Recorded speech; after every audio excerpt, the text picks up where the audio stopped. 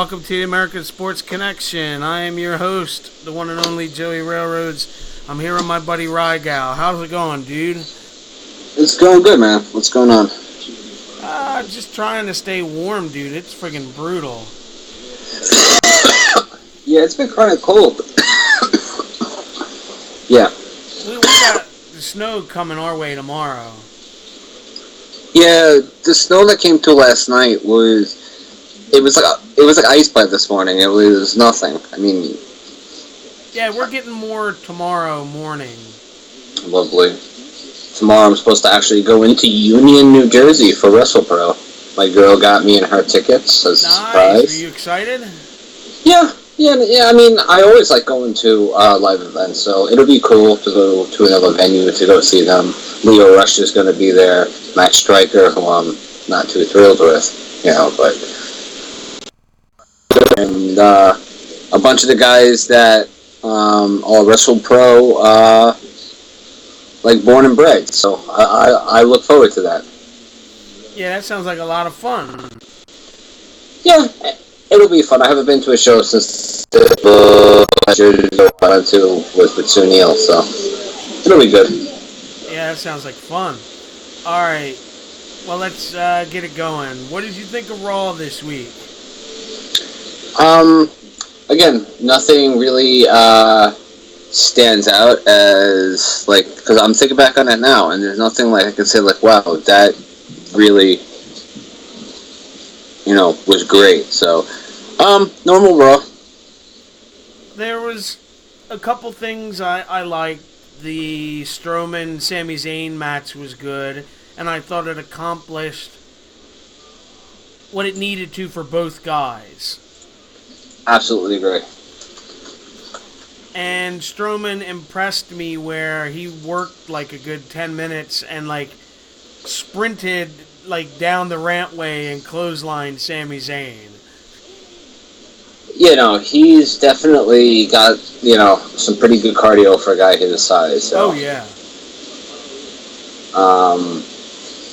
But, yeah, I mean, other than that, it wasn't a bad Raw, but, like, Bayley and Nia Jax, like, I don't care about Nia Jax.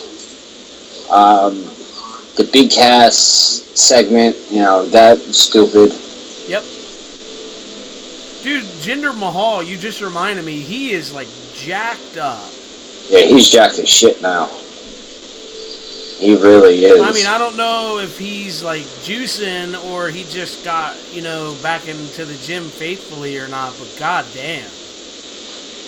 Yeah. Like, it's a noticeable difference. Oh, yeah, no, he's ripped to shreds. The other couple things were, like you said, kind of like Reigns, again, defending his belt was just like, whatever. Yeah, the whole stipulation with, if Owens got disqualified, he couldn't, if Owens lost, he couldn't be down at the ring, or if Rollins lost. He was banned, yeah. Yeah, I just think it was stupid. The whole idea of the Kevin Owens show was great, but I don't know, and I really didn't mark out for the ending. I don't care about, Goldberg, Roman, and Strowman. Like, that's the epitome of what me as a wrestling fan does not give a flying fuck about. It's geared, honestly, more toward the casual fan. That kind of thing. Wait, what happened? I'm sorry. I said that's more geared toward the casual fan with Goldberg. Yeah, oh, absolutely. And with Roman. Yeah, even more so. Yeah, I agree. Like, when they had this stare down, someone's like, oh, yeah, I'm so excited. I was like, I'm not. Yeah, no, I could get the hype, but I don't fly fuck. Like, that's not going to make me want to watch the pay-per-view. None of that. Or it's not going to want me to go out and buy it if I didn't have the network. Exactly. No, not me and you. Absolutely not. Absolutely not. And even my friend, who's the casual fan, kind of like laughed at it. Like, he's like, we're supposed to believe that Goldberg's going to beat up these two young guys. Yeah, at his age. Mm-hmm. So absolutely. And then they've already said for this coming Monday night, I rolled my eyes when I read this, 2-on-1, Owens and Jericho versus Reigns for the title. Oh, Jesus Christ. Hey, your reaction says it all. It's not excited, man. Because they just Stop. keep, like, circling around the same four guys. That's exactly what it is. It's like, get new blood into there. Change it up somehow. Like, stop the musical chairs of main events. Yeah. But I No, did but think yeah. it was cool on the Kevin Owens show that they had just a regular person be like the monitor. Yes. I thought that was kind of creative, and then like his chair was just like basically like a lawn chair. Yeah, that's very Kevin Owens. That whole segment was very Kevin Owens. I was very happy with that. It's cool that they're letting him kind of do that. Yeah. Like, he's trusted. I mean, he has a history of being awesome with the mic, so. No, I agree with you. All right, next we can move on to SmackDown. What did you think of SmackDown? I thought SmackDown was pretty good. I like the fact that they're continuing the Alpha thing with the Wyatts. I like I like the Wyatt promo. I think Miz is still doing some of his best work. And I think it was Especially on Talking Smack when he went like ballistic. yeah, absolutely. I got tired of Maurice for a while, and I thought it was stupid that they were bringing Renee Young in, but I kind of like where this all went, so, again, just proving why they're the better show. I like the John Cena segment in the ring with AJ. I like it because they've given Cena a little more of an edge since he's come back. Yeah, I just liked it, because they're talking about real things. Yeah. It's finally reality done right. Yeah. Yeah. Yeah, calling him a bitch, that's definitely a big change for John Cena. Especially considering they're trying to be PG. Yeah, I don't know if bitch is really considered a bad word. To me, it's not. No, I don't even think that it is according to the rating system. Oh, okay. Because if I'm doing a documentary on dogs and I keep saying, like, the bitches in Heat, you're not going to give that a sterner warning because Right. I said the word bitch. So. I liked it that they turned Ziggler. Yes. I like the fact that he's been pushed so far that, he just snapped. And maybe they'll use this as a way to elevate Apollo Crews. Yeah, that would be a good thing to do. If there's anybody who could keep up with Ziggler, it's Crews. And Crews looks like $1 million as it is, so. His issue is just talking. Well, I mean, if WWE had him doing amazing matches and got him involved in a decent story, I think, they don't have anything else for him. Like, he hasn't been in a position to cut a promo because I get what you're saying. Yeah, he's happy to be that guy. He had a thing with who? Baron Corbin? For like a week. So. After Baron Corbin and Dolph Ziggler, it was like a week. And then what happened? Nothing. He became the I'm happy to be here guy. Yeah, I don't know. He reminds me of like The Rock when he first came in, the super happy, smiling baby face. Yeah, now they just gotta let the guy work. I don't know if he has the ability in him, but like to cut promos and stuff. But that's fine. You can get around that. You give him a fucking manager. That's something that needs to be brought back. Managers. While guys are getting when a guy can work in the ring but they can't really talk, you get a manager to talk. Look at Lesnar. Yeah, remember they did it for a little bit, I think, with Cesaro, too. Yeah, and then Ryback was a Heyman guy. Yeah. Which is a weird thing to say. That's really weird. But like, gone are the days like with the Heenan family, or like where Sherry Martel had 2 and 3 people she was managing. Gone are those days where a Yeah, that manager was had. always cool to me. Like, and Jimmy Hart had like his stable. Yeah, and even if they weren't always, because the stable's a good word for them, but even if they weren't always a stable, like they had no dealings with each other. Like Jimmy Hart would be a perfect example. He'd have like Greg Valentine and the Nasty Boys, and very rarely would the two interact. Yes, I'm saying like a 6-man Or a Survivor Series, yeah. I mean, but you didn't have like, oh, all the other Jimmy Hart guys come out like when somebody's getting beat down. No. I like that idea where they were completely separate, but bonded through a manager. Yeah, or if they did do that, it was very rare. Yeah, it had to be part of the story. It wasn't just because. Yeah, exactly. Like I remember, for an example, when Warrior was feuding with Rick Rude, I think it was, or Andre the Giant, whichever, and like Rude would come out and beat him up, and then another guy from Heenan's group would come and beat him up. The Heenan family was kind of the exception, though. That's true. Because he called it the Heenan family. There was no like Hart Connection or Hart Foundation. The Hart Foundation was Bret Hart and Jim the Anvil. That was it. Yeah, you got a point. I think that was the only one. That, and then later on, like the Dungeon of Doom, like that's when they started. Like the Horseman was a 4-man stable, but that was outside of WWE. So right. I was really surprised that Dean Ambrose beat The Miz. I am and I'm not. I think there's only so hot somebody can get with the title, and I think that him losing the title can get Miz even hotter. I think he went way past where they expected him to go, and now I think he could do more good for himself chasing back the title, but not as the cowardly heel. Yeah, like the mad as hell heel. Yeah, I think he's the best fucking thing. I really think he's the best act in wrestling right now. Yeah, he's really, really good.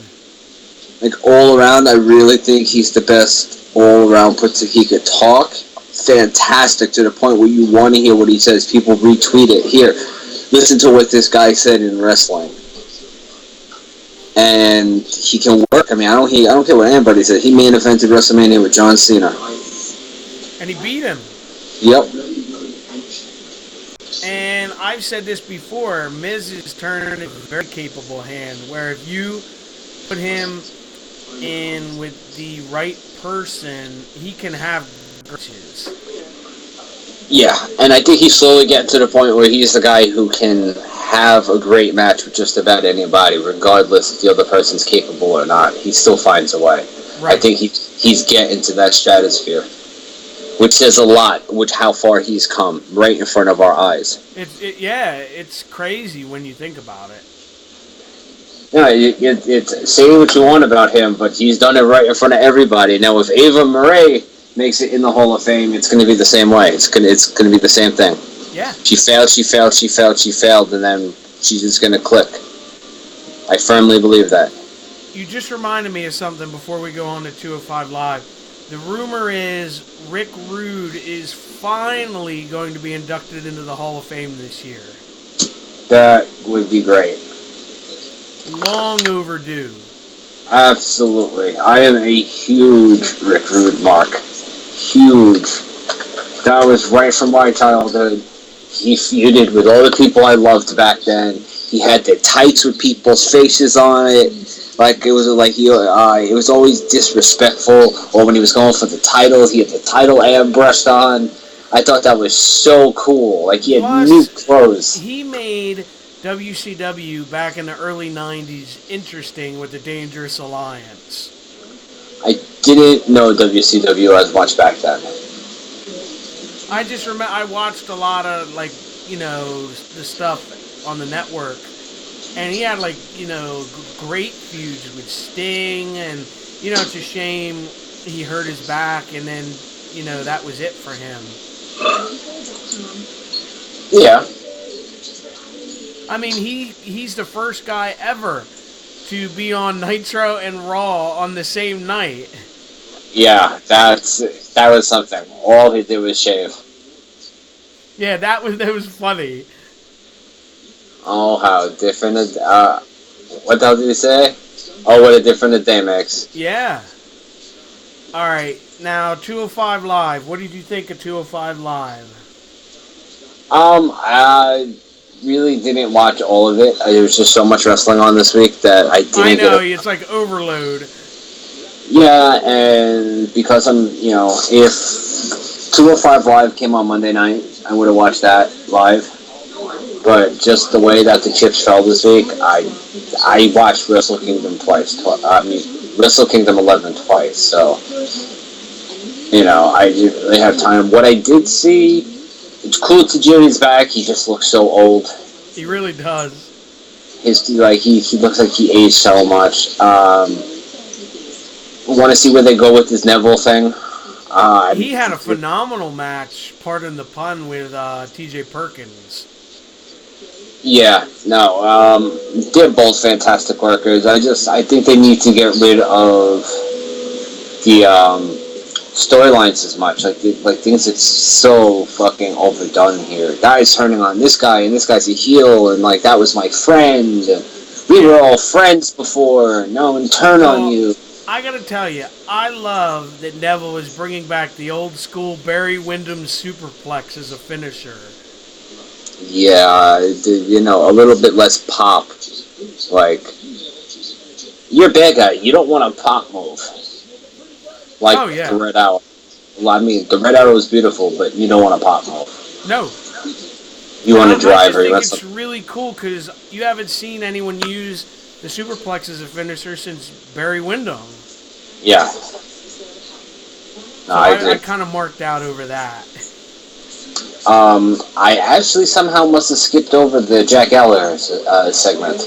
It wasn't anything like noteworthy. He wrestled Nice, and then the guy he had to duel with came out and beat him up. Davari. Yeah. Did you see the Mustafa Ali match? No, I saw the Neville Perkins match. That one I intentionally skipped over. It was really good, him and Noam Dar. I didn't realize it was Mustafa Ali in there. I saw Noam Dar, and I figured it was another Cedric Alexander thing, so I was like, let me just skip over this for now. It was a pretty good match, but there's this rumor going around, I don't know if you heard it, the reason why they're letting Noam Dar do this thing with Alicia Fox, and it's the stupidest thing if it's true. What is it? What's the supposed rumor? The rumor is Vince likes him saying Alicia Fox because with his accent, it sounds like he's saying fuck. I don't believe that at all. I was just like, if that's true, that's stupid. No. Somebody heard that and decided to make a stupid rumor. I guarantee you 1,000%. But I gotta tell you, I love to hear him speak just because I get a kick out of his accent. Look, I'm 95% sure Vince has as little say over 205 as he does NXT. I sure as hell hope so. So Vince isn't making decisions on NXT, so why the fuck would what he likes affect 205? Yeah, sorry, I don't buy that at all. Okay. Alright. NXT, what did you think of the 2-hour special? It actually wasn't, cause look, last week's kind of dragged on for me. Yeah. This week's I actually kind of enjoyed. Let me just pull up, the results so we can go over, because I had so many tabs open before. I was so, ready and I was trying to. Oh God. Pop up. Stop with the music. Please stop with the music. Okay. I'll say I enjoyed the 3-way they had with the women with I still call her Athena. Athena, Liv Morgan, and it's Billy not Kay? Billy Kay. It's the other one. No, it was Billy Kay. Oh, was it Billy Kay? Yeah. I always get them confused. No, Peyton Royce is the other one. Billy Kay is this one. I was actually surprised that they didn't have her on the show. So did I. I thoroughly. I mean, I'm not really into the whole Liv Morgan thing At all. But she took a nasty bump outside. To her back? Where she Yeah. got thrown? Yeah, and then Athena got stomped on. Yeah, I saw that. I think she rolled in so that she would take the bump to the outside, and she just, I don't know if she held on too long, or she was thrown too hard, or what, But it was yeah, nasty. she went over. Yeah, there was no chance for her to catch her, butt first on the apron before she hit down. That was bad. That looked really bad. And for people that don't know, the edges of the ring, that part, are like, they have zero give. It's angle iron. 'Cause I'm pretty sure Lance is listening. It's angle iron. It's nothing more than He steel. probably made it. Yeah, there's a good chance you made that angle iron that WWE's using right now. But yeah, you put that on walls. Like you put that in lots of places. On the outside of buildings, you use it. So yeah, that shit's tough. It just gives you a very firm right angle, basically. Yeah. I have to say, though, I like the way Billy Kay sells Athena's finisher, the O-Face. Yeah, which I learned today is called the Eclipse. Yes. Which isn't a bad name with the name like that's actually not that bad. I was fearful they were going to give her, like, an awful name. Oh, no, see, but listening to her talk on that Up, Up, Down, Down, I'm beginning to think that O-Face, while definitely people think of Orgasm Face, which I'm sure has part of it, I also think of it like, think of the face you made the first time you saw her do that move. Okay. Then that makes sense, then. I mean, like, there's a double entendre with the O-Face, Orgasm Face, but I think a lot of it would revolve around that face you make the first time you saw her do it, with, like, that... fucking, like, did I just see that? A flipping stunner? Dude, I love that move. It's awesome. Yeah, no, that's a real, like... There's a lot of things that can go wrong. Oh, hell yeah. I was going to say, the Revival match, the one with against Riddick Moss and Sabatelli, didn't really do it for me. No, me neither. But I like the Revival match. I mean, I like the... DIY. Yes. Yeah, DIY and TM61. That was really good. I don't like how Corey constantly keeps referencing the Mighty Must Kneel whenever TM61 is on, or the Mighty Don't Kneel. Yeah, I know. Excuse me, I know what you mean. For those of you who don't know, their Australia name was the Mighty Don't Kneel. Yeah, and TMDK. Every time they're on TV, Corey Graves has some way to say the Mighty Don't Kneel. And another thing, did I tell you why they have 6-1? Yeah, because it's the like area code for Australia. Yeah, it's the international calling code for Australia, and it's like when I asked Brandon from the Old Radical group. Yeah. I was like, do you know why it's 6-1? He's like, yeah, 'cause that's our country code. You didn't know that? I was like, no, bro, I'm from the United States. I was like, I think ours is 9. Okay. I was, so like, apparently everybody else knew it but me, so. I didn't. So there you go, we're both captains of that ship. Well, I really liked when they did in that match, the Tower of Doom. Yes. Where he like sat down powerbombed his own guy to try to win the titles. Yeah, they're a great tag team. They really are. But it just goes to show you how really thin they are down there with tag teams.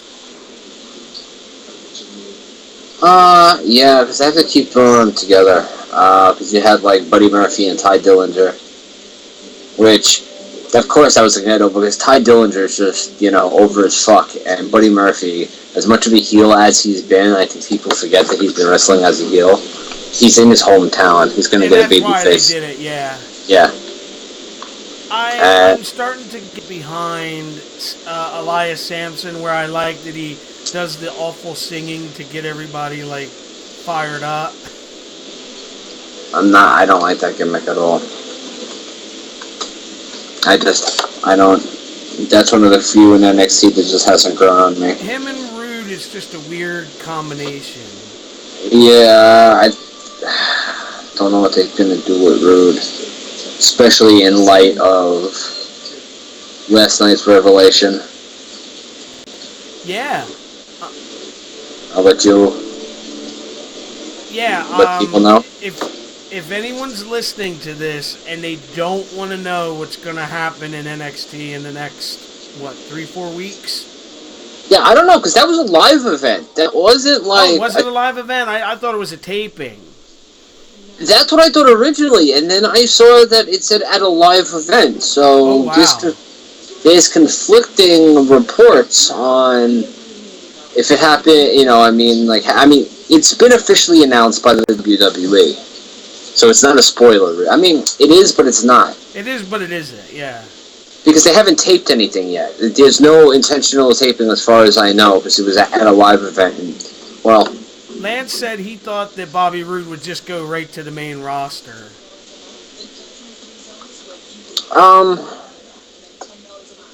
He actually may be also helping down there, like enhanced talent.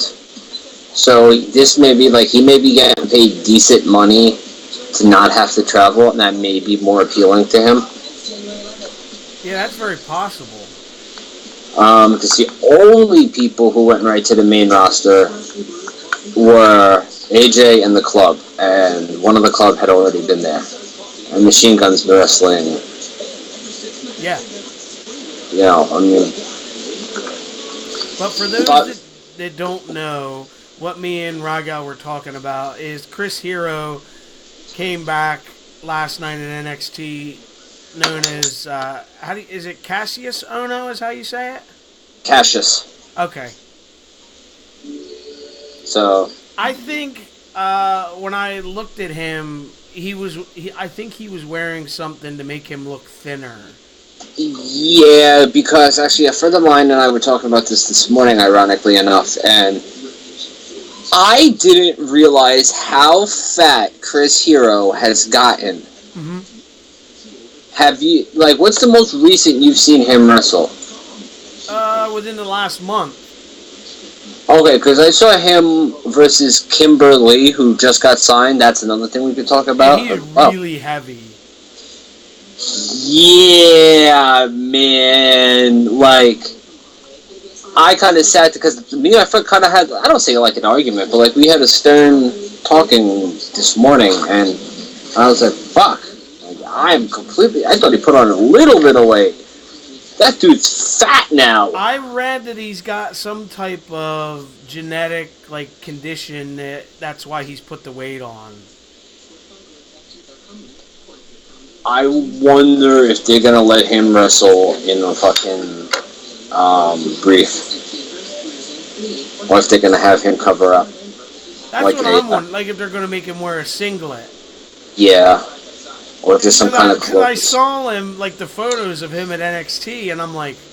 Well, he's in a suit there. Yeah, I looked at him, and I'm like, he's not that thin. He's got to be wearing, a girdle or something. Yeah, to, suck it all in. Yeah, he's definitely smaller than Owens. Oh, yeah. But for a guy who, he did slim down for a while, though. Remember, because that was one of the reasons they got rid of him in the first place. Well, she was putting on the weight, but it wasn't just that. It was the fact that he wasn't going to the gym as much. Well, yeah, that too. He came out and said that, look, it's the biggest wrestling company there. If someone's, questioning it, unless it's really if you get in if you get in a break, at least don't dog it. Do what you need to do, because if there's other people who are doing it. And again, I wasn't backstage. I don't know the intricacies of it, but apparently it was enough to get him back. So good for him. Oh, absolutely. And they had him walk down to the ring and just, Nakamura was in the ring and more or less just slapped Nakamura's belt a couple times and then walked away, just kind of signaling like I'm here for the belt. So that'll be interesting. That basically sets it up itself. They didn't need to say anything. Oh, absolutely. So yeah, that's going to be something that's interesting. And to delve on something you said a little bit earlier, the lack of depth of the tag division. There's also been a severe lack of depth, arguably, in the women's division. Asuka was just celebrated as, I think, the longest reigning NXT Women's Champion. And I think that's mainly because who the fuck does she have to fight? And I'm pretty sure, I'm going to double check, on the next takeover, she is wrestling in like a fatal 4-way. You know what, that's logically the next thing that they can do, where, without even knowing... Yes, that's what it is. It's Asuka versus Peyton Royce versus Billie Kay versus Nikki Cross. See, that's interesting to me. That is interesting.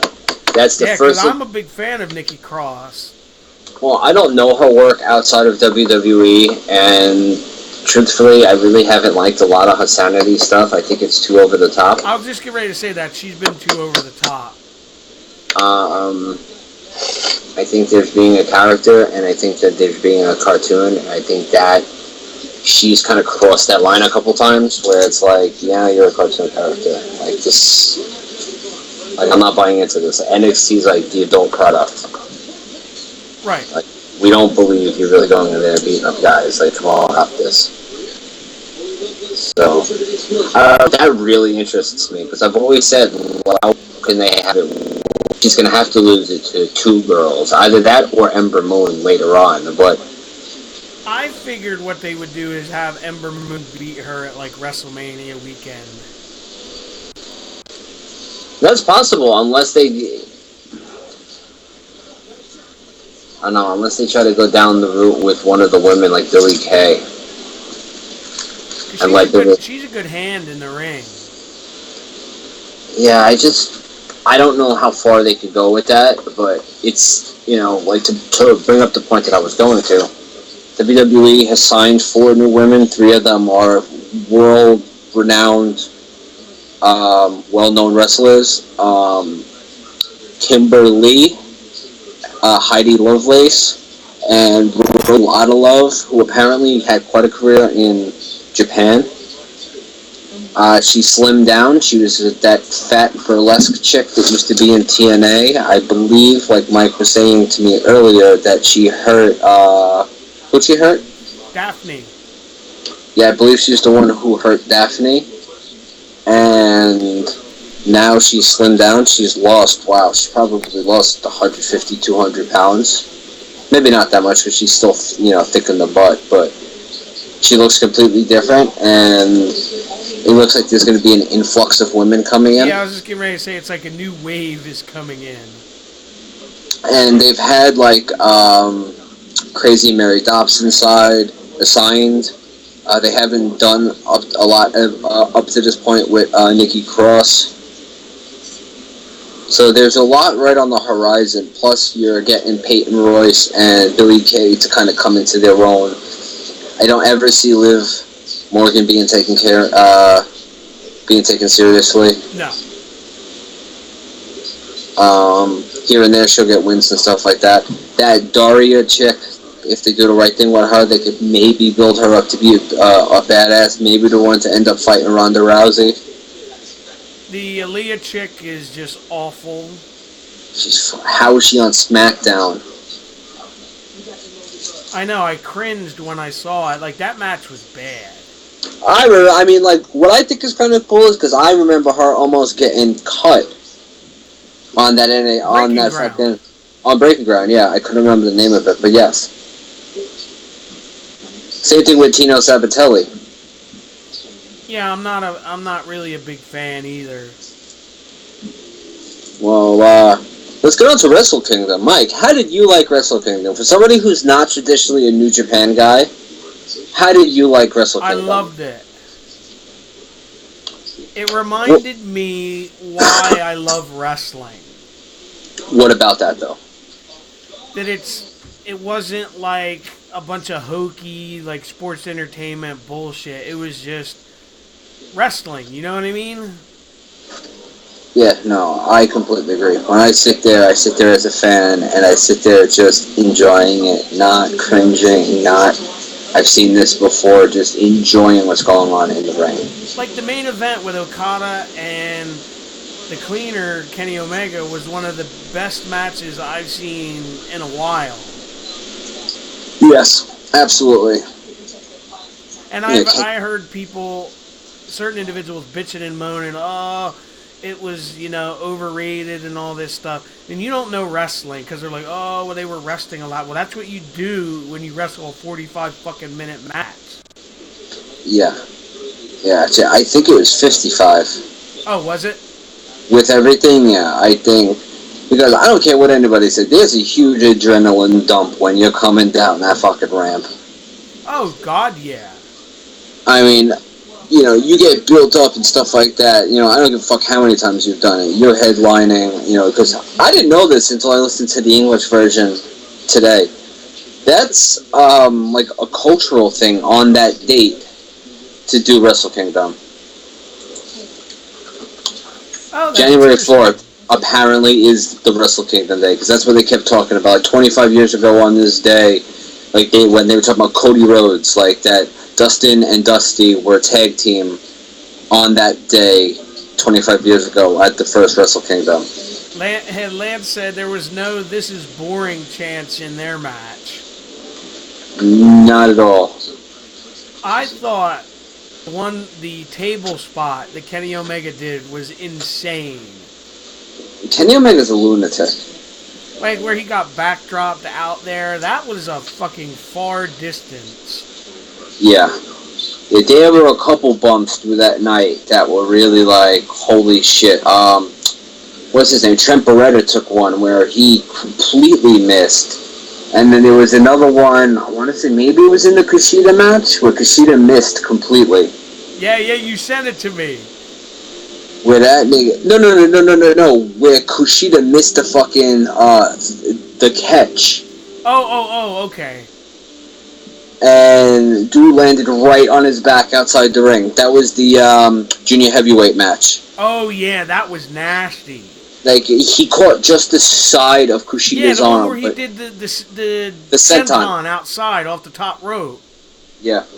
Yeah, that was bad. The other cringe one I remember specifically is the one when Omega dropped Okada, like, right on his fucking neck. Yeah, I'm trying to remember what spot that was, though. But I remember going, holy fuck, like, that could have been really bad. Oh, yeah. Yeah, but that was such a good pay-per-view. Let me actually just pull this up, see what I remember. I like the Rumble. I got the idea of the Rumble. The American commentators really got a good job of explaining who these older guys were, and to me, I likened it as, like, the gimmick battle royal. Yeah.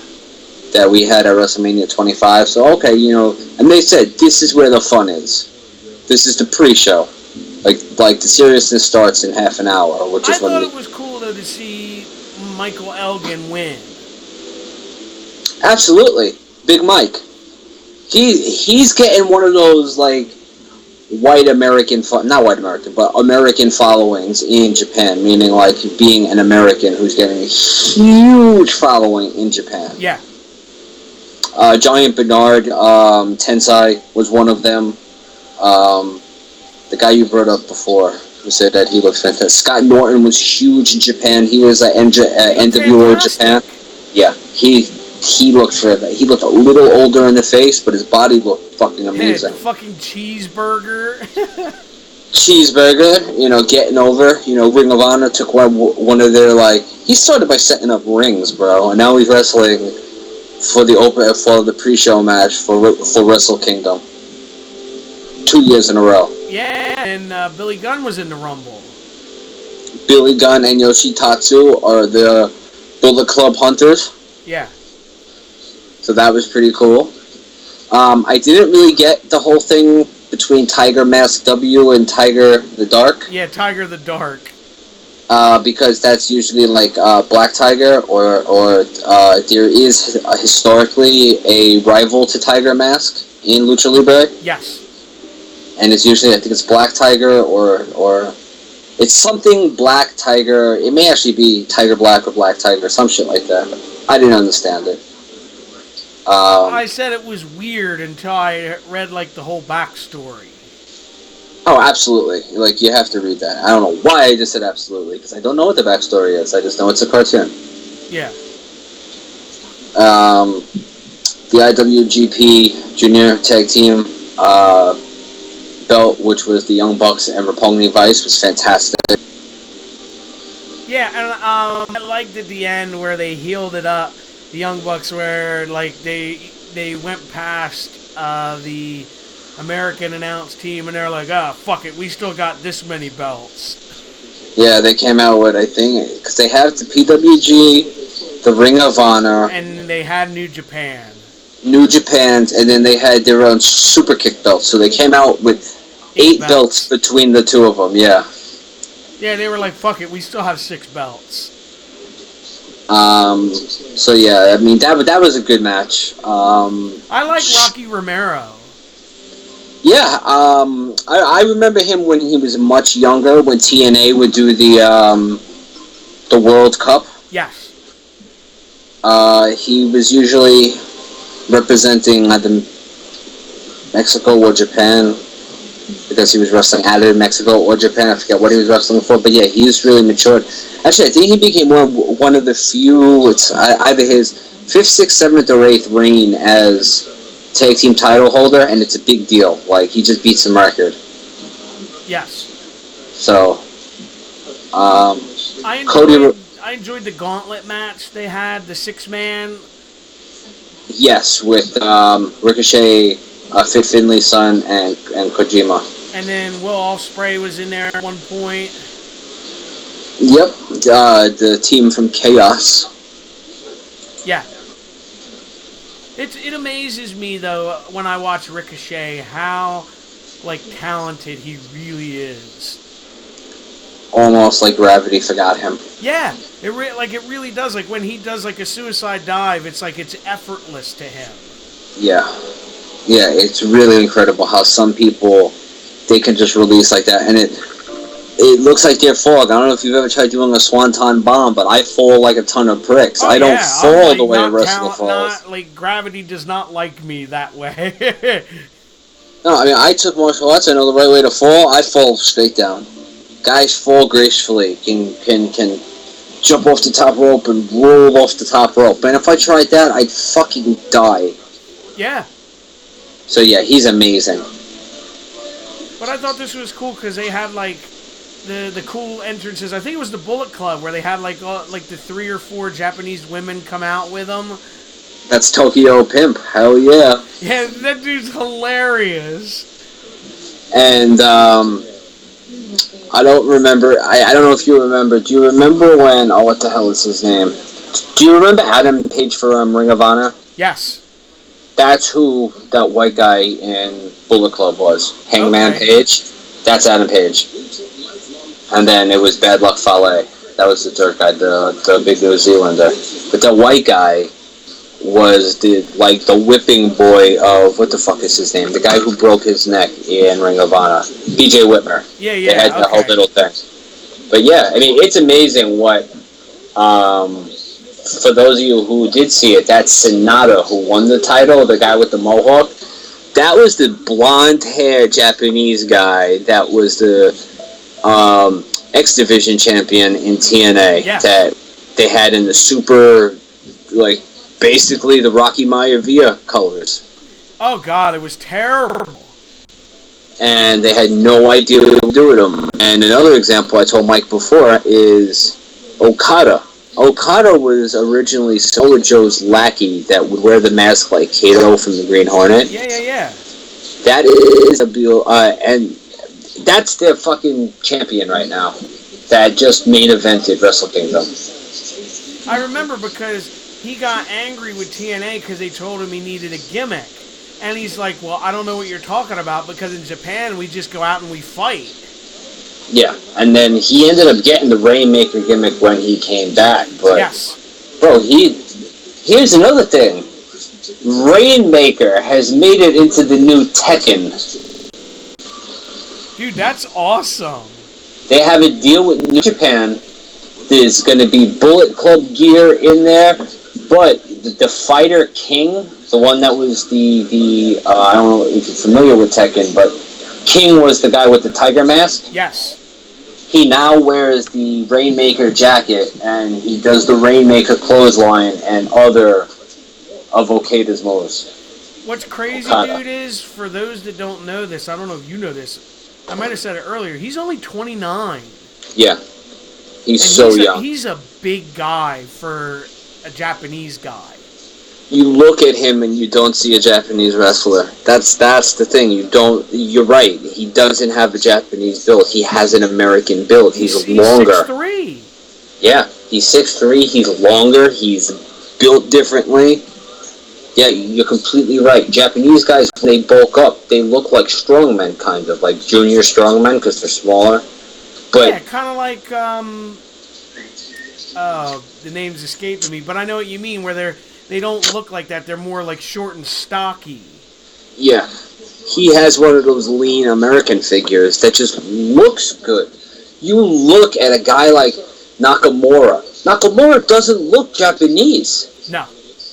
He's long, he's thin, he's lanky. That's not Japanese. That's why I would say if Okada ever wanted to make the jump, he could make people a lot of money because he's got the look. Yeah, he has the look, but again, it comes down to how he's booked. I think Nakamura is so unique that I don't think you could book him badly. Charisma. Yeah, I don't think you could book him badly. Okada has the charisma too, but I think he would get lost if given the wrong gimmick. He needs to be the Rainmaker. End of story. Like I told you earlier, the Cody match was kind of like meh, but it did what it needed to do. Yeah, it got him over as a super heel. That fucking chop block was nasty. I was like, did he really hurt him? And then that sell job. Yeah, by Juice Robinson. It was awesome. And then you know what WWE does? What's that? The next day, keep in mind, this is right after Miz had lost the title, too. The next day, they put up a clip. Oh, the one time the Miz went down to TNA, and it's a match of him versus CJ Parker. So they got slammed for that. People talking about how much better Wrestle Kingdom was than anything WWE could put out. All the comments were, you're fucking petty for doing this. You know, two guys go out and make a bigger name for themselves outside, and now you want to try to bring them down. You know, it's fucking petty bullshit. But, yeah, it did what it was supposed to do. I like it that they're calling him the American Nightmare. I love that. Like, to the point that my dad, who doesn't even really watch wrestling, I went and I explained it all to him. Because a lot of people don't realize both Dustin and Dusty Rhodes have history in Japan. Yes. They're well known. I mean, aside from being like, hey, they wrestled in the USA. No, they both had extensive time in Japan. So Cody was always the Rhodes that had never gone over there. So it's like now he's going to cut his teeth over there. As a fucking heel. Both his brother and his father went over there. Heel. They want him to be like a super heel. With the potential of Omega leaving, I wouldn't be surprised if they make Cody the head man. That's very possible.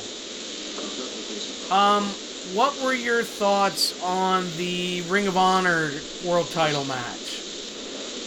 I know they're both fantastic, but I really don't like Kyle O'Reilly. I thought the match was great, but well, you should be happy then if you read the reports about him. What? He's leaving Ring of Honor. That's why he dropped the strap. Oh, wow. He turned down a new contract like maybe a week, maybe not even before that match. Oh, I know who's next being signed to WWE. Yeah. But yeah, I mean, I like Adam Cole. Baby. I think he's great, but the match, I mean, I think it just got drowned out in so many other good matches. I mean, it was a great match, but I think it just got dropped out. It didn't do anything for you, yeah. So, and what was next? It was the triple threat with Chaos.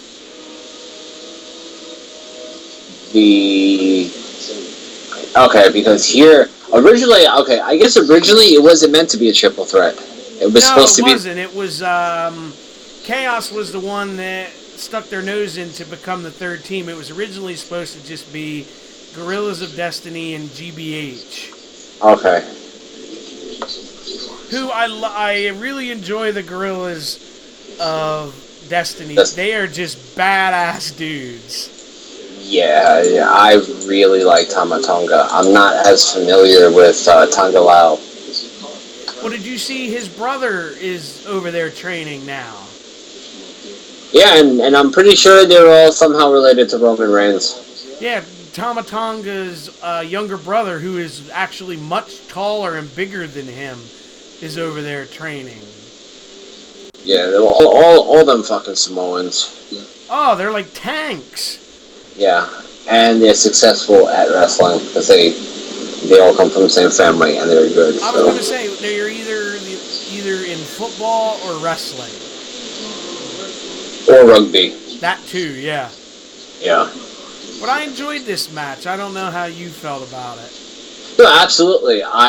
We were joking before that we kept laughing because of the fucking vulgarity. I'm gonna fucking kill you! Yeah, I think it was Tonga that was getting chopped, and he's like, fuck! And then he gets chopped again, he's like, motherfucker, I'm gonna kill you! And then even some of, like, the Japanese guys were cursing in English here and there. That's what I was cracking up for. That's what I love about New Japan, where it's like, they just present it as it is. It's like, take it or leave it, you know? But the fans take it. That's the thing. That's the difference here. The fans there aren't super over-opinionated. Everybody doesn't have a fucking opinion. Or just like, how do I want to say it? It's like, because someone asked me, could New Japan be a threat if they got in the States to WWE? And I said, in a way, yeah, because of the talent and the matches that they put on. But the problem is, there's a lot of WWE fans are just WWE fans. They don't know anything outside of that realm. Yeah, and I don't know if they would appreciate it as much, because if they're thoroughly enjoying WWE, that doesn't necessarily mean that they would enjoy something that's so vastly different, because it's basically a new form. And because to me, this is old school, like 80s NWA wrestling in a way to me. Yeah, this is just, or at least it's how it, even if it, I feel like a kid, or I feel like I did when I was younger when I watched this. Yes, like but you appreciate it so much more. Yeah. There can be lots of flippy spots and false counts and stuff like that. It doesn't ruin a match for me, so long as it's done right. Yes. I know it's fucking fake. You're not going to let somebody kick out of your finish because you have to protect your finish from what? You all know it's fucking fake. Now, use that and put on a good match for me. Basically. You know what? Yes, I know it's fake, and I know that nobody ever kicks out of your fucking finish. Let somebody kick out of it. Shock the shit out of it. Lance just said, WWE fans would hate it. No stupid 20-minute segments with stupid potty jokes. I think he's right. Oh, he's absolutely right. I don't think people would be able to follow along without much of a storyline. I mean, they have very loose storylines, but it's nothing. It's nothing to the extent WWE does it. Nope. It's not a soap opera. I mean, it's a soap opera in the ring. The story's told in the ring. Which is the way it's supposed to be. Yeah. Alright. Now, this was another one of my matches that I really, really enjoyed, was Kushida and Takahashi. Yeah, Kushida's fantastic, and so is Takahashi, and they put on a fantastic match. That's the match where Takahashi took that terrible fucking spill where Kushida missed him. Yes, and Kushida had... Last year. Oh, was that who it was? I think so. So I remember last year he had the whole gimmick with, like Back to the Future. They had a guy, I'm 99% sure, because they had a guy dressed up like a Japanese Doc Brown. Because that's what the gimmick is. When he comes out, he's supposed to be Marty McFly. Go back and look at it now that I just vest and everything. I'm going to have to go back and look at it now. You'll see it now that I say it, but yeah, that he's the time splitter. Like, his whole gimmick was Back to the Future. They call it the hoverboard lock. That's what it is, yeah. And where did they have hoverboards? Back to the Future. That's where they get the gimmick from. He's supposed to look like Marty McFly. But I will say, when he comes out, and they go to zoom into the belt, he must have had a raging erection, because you just see, like, fucking dick in the picture, very defined, and I sent the screenshot to my friend, and he's like, oh my god. That's hilarious. They go to zoom in on the belt, and you just see, like, oh, no, that's my penis. And the thing is, they could care less. They're like, we'll just go with it. I mean, yeah, they didn't zoom out instantly, but I was like, oh my god, that's a grown man's penis. But, I didn't really pay attention to that. I kind of breezed through the Goto Shibata match, but you said that was a really good match. I thought it was like a strong style match. They just basically beat the dog shit out of each other. There you go. Now, legitimate strong style. Not that I'm saying Nakamura isn't, but that shit was brutal. Yeah, Japan strong style. But it was okay. It wasn't like I didn't hate it, but I didn't love it. It's not like in the middle. Well, for those who may not know, because I didn't know, and Mike didn't know until I just looked it up about 5 minutes before we came on, the belt, the Never Open Weight belt, never stands for New Blood, Evolution, some V word, Eternal, and Radical. It's basically for up and coming guys, so that's where the Never Open Weight comes from. Which I think is a fantastic idea. So do I. Absolutely, I think it's a really good... Yeah, because it basically gives the young guys their own like division to kind of hone their craft and then eventually move up. Yeah, Carl Anderson actually fought in the finals for it, losing out to Masato Tanaka. Oh wow, there's a blast from the past. So yeah, but that was actually 2012. Wow. The Naito Tanahashi match, I enjoyed that too. I kind of breezed through that one, and somehow I missed rewatching that one. But I like Tanahashi. I've always liked Tanahashi. He recaptured the belt, right? No, Naito defeated Naito. Yeah, there we go. It was Takahashi captured the belt. There you go. Yeah. Try and say they confuse you sometimes with that. Absolutely. But no, it was good. I guess they have like a really big feud going, those two guys. Yeah. Naito and Tanahashi, yeah. And obviously the main event, I don't know if you saw it, Meltzer gave it 6 stars. There you go. Yeah, absolutely best match I've seen in years. I don't know what else I can say about it. Kenny Omega is fucking amazing. Okada is when amazing. I watched it, it solidified to me, and I've gotten shit over saying this, but I said Kenny Omega is the best wrestler in the world right now.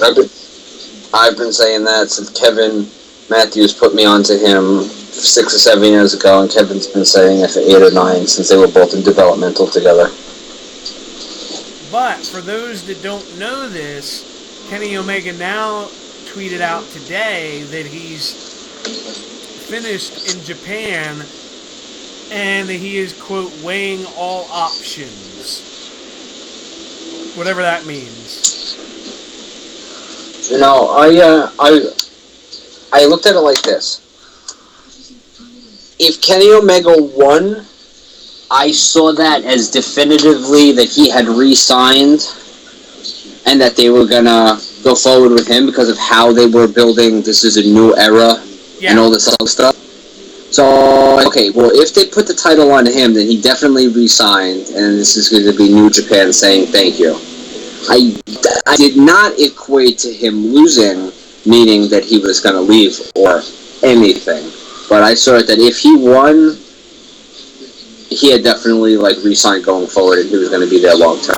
Yes. But I did just hear he was on Jim Ross's podcast last week, and he was talking about how he did it the right way and how did you know he speaks fluent Japanese? No. He's a Japanese citizen. He has dual citizenship between Canada and Japan.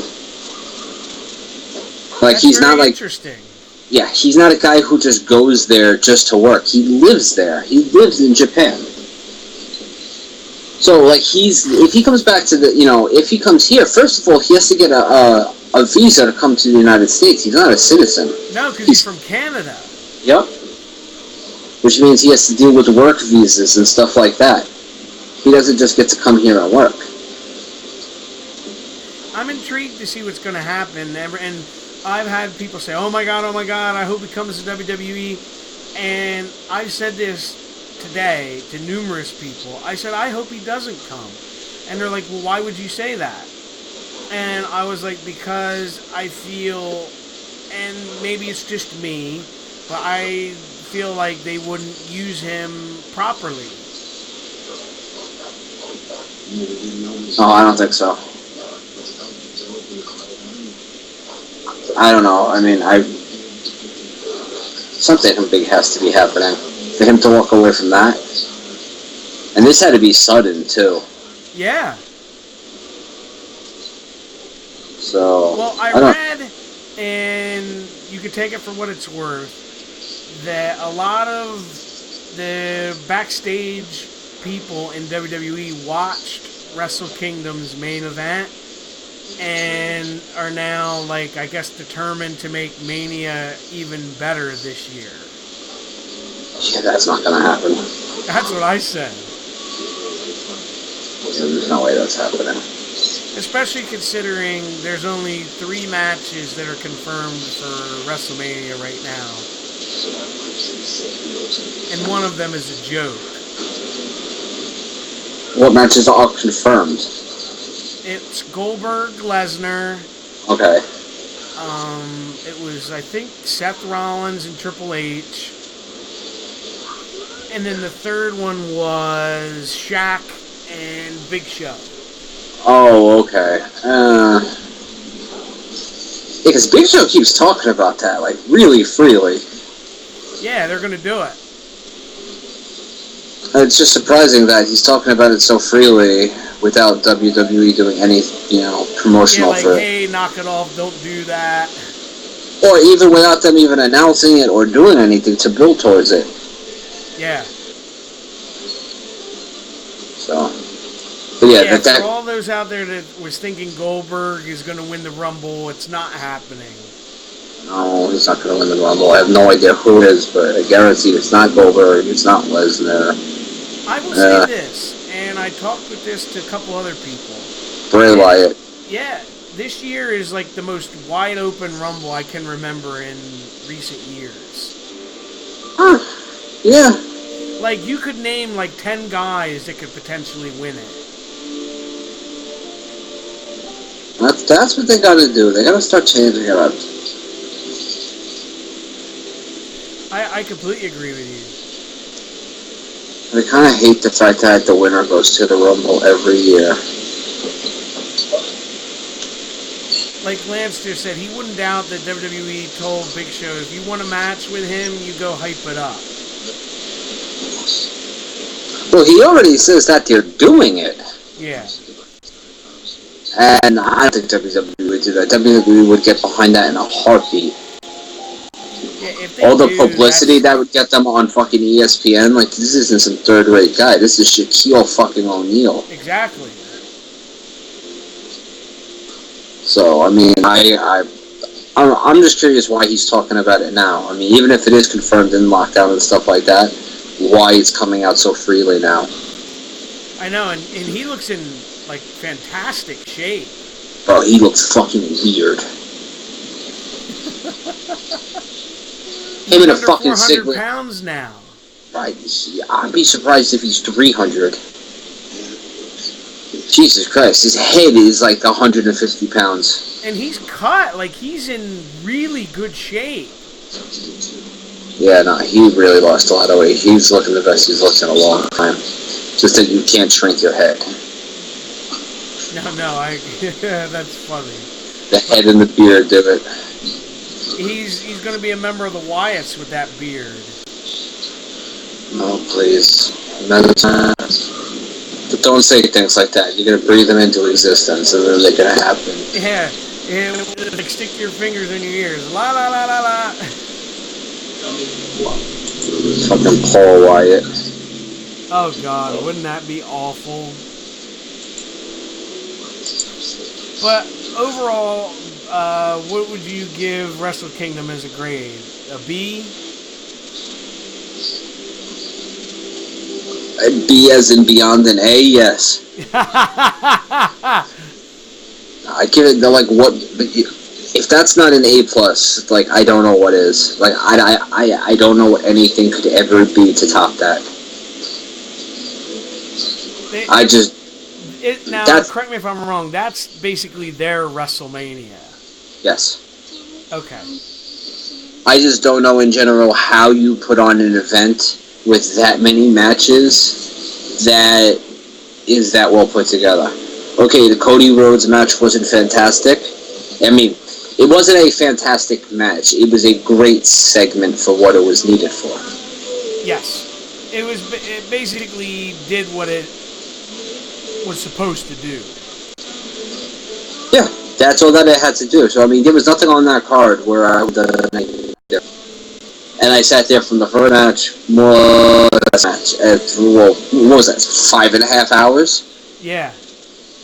And Trust me, I watched it in, like, blocks. Yeah, and I was enthralled by it.